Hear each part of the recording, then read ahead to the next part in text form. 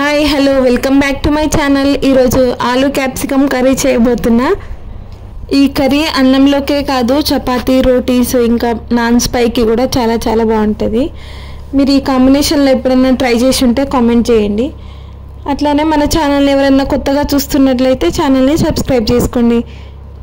ఎలా చేసుకోవాలో ప్రాసెస్ అయితే చూసేద్దాం. ఒక ప్యాన్లో సరిపడా ఆయిల్ వేసుకొని కొన్ని పల్లీలు, నువ్వులు వేసి రెడ్ కలర్ వచ్చేదాకా ఫ్రై అవ్వనివ్వాలి. తర్వాత ఆనియన్స్, పచ్చిమిర్చి, కొన్ని టమాటాలు కూడా వేసుకొని అవి కూడా ఎర్రగా ఫ్రై అవ్వనివ్వాలి.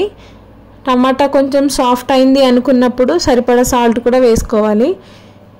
ఆలు క్యాప్సికమ్ కర్రీ టేస్ట్ అంతా ఈ ముక్కలన్నీ ఫ్రై చేసుకోవడంలోనే ఉంటుంది కాబట్టి వీటిని నీట్గా ఫ్రై చేసుకుంటే టేస్ట్ కూడా అంత బాగుంటుంది.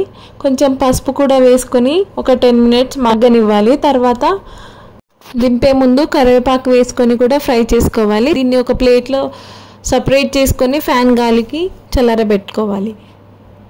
కంప్లీట్గా చల్లారింది అనుకున్నప్పుడు దీన్ని ఒక మిక్సీ జార్లోకి ట్రాన్స్ఫర్ చేసుకొని మెత్తటి పేస్ట్ కింద మిక్సీ పట్టుకొని పక్కన పెట్టుకోవాలి. తర్వాత అదే ప్యాన్లో కొంచెం ఆయిల్ పోసుకొని కొన్ని పోపు గింజలు కూడా వేసేసి కట్ చేసి పెట్టుకున్న ఆలుని కూడా వేసేసుకొని ఫ్రై చేసుకోవాలి. ఇది ఆలు ఫ్రై అవ్వడానికి 10 to 15 మినిట్స్ టైం పడుతుంది. ఓపిక్గా ఫ్రై చేసుకుంటే కర్రీ కూడా టేస్ట్ ఉంటుంది. ఇంకా ఆలు ఫ్రై చేసేటప్పుడు కొంచెం సాల్ట్ వేసుకొని మగ్గబెట్టుకుంటే సాఫ్ట్గా ఉడికిపోతుంది. ఆలు ఫ్రై అయ్యాక కట్ చేసుకున్న క్యాప్సికమ్ ముక్కలు ఇంకా ఆనియన్స్ ముక్కలు కూడా వేసేసి ఫ్రై చేసుకోవాలి. ఆలు ఆల్రెడీ సగం వరకు ఉడికింది కాబట్టి క్యాప్సికమ్ని ఫ్రై చేసేటప్పుడు కంపల్సరీ గంటె తిప్పుతూ ఫ్రై చేసుకోవాలి, లేకపోతే అడుగంటిపోతుంది. మనము మిక్సీ పట్టుకున్న గ్రేవీలో పసుపును సాల్ట్ కూడా వేసాం కాబట్టి ఇక్కడ చూసుకొని వేసుకుంటే బెటర్. ముక్కలన్నీ సాఫ్ట్ అయ్యాక మనం ముందుగా మిక్సీ పట్టుకున్న గ్రేవీని కూడా ఇందులో వేసి సరిపడా వాటర్ కూడా పోసేసుకొని ఒకసారి కలిపేసుకొని ఆ గ్రేవీ చిక్కబడేంత వరకు కుక్ చేసుకోవాలి. గ్రేవీ అంతా కొంచెం దగ్గర పడ్డాక కారము, గరం మసాలా కూడా వేసేసి ఒక్కసారి కలిపేసుకొని గ్రేవీని చిక్కబడనివ్వాలి. తర్వాత స్టవ్ ఆఫ్ చేసేసి కొత్తిమీరని కాడలతో సహా వేసుకుంటే టేస్ట్ బాగుంటుంది.